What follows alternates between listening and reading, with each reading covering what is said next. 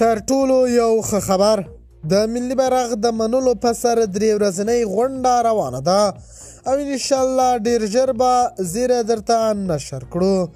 افغانستان 3 رنګه ملي بیرغ به یو ځل بیا د افغانستان ملي بیرغ په توګه ومنل شي. د باور ټي وي چینل درنو لیدونکو سلام، ستړي مشئ، وخت مو بخیر. هیله لرم چې جوړ او روغ به په سر کې یادونه کوم. که باور ټي وي چینل مو نه وي سبسکرایب کړی، په درنښت سره باور ټي وي چینل سبسکرایب کړئ.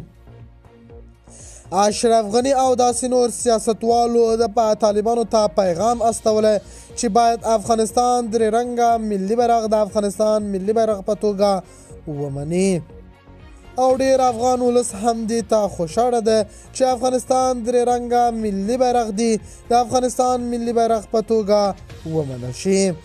د هیواد 3 رنګه ملي بیرغ ته دې خاورې د خلکو لپاره د کلونو راهیسې د یووالي، اتحاد، خپلواکي او ازادي ښودونکي دي چې د وخت په تیریدلو سره د ډیرو هیوادوالو سرونه او ځانونه ترې قربان شوي دي.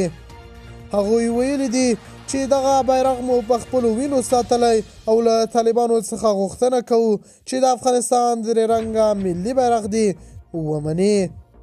افغان ولس چې تازه طالبان کابل ته ننوتلل او واک یې ترلاسه کړو، ډیر افغانان د ملي بیرغ په سر یې خپل ژوند له لاسه ورکړو. که حقیقت ته واوړول شي نو افغان ولس له ملي بیرغ سره ډیره له خپل ځان نه هم مینه لري. د باور ټي وي چینل درنو لیدونکو دا و زموږ ته دې مهال چمتو کړی خبر. که غواړئ د نورو تازه خبرونو څخه خبر شئ، باور ټي وي چینل په درنښت سره سبسکرایب کړئ. الله په امان، تر بیا خیر چارې.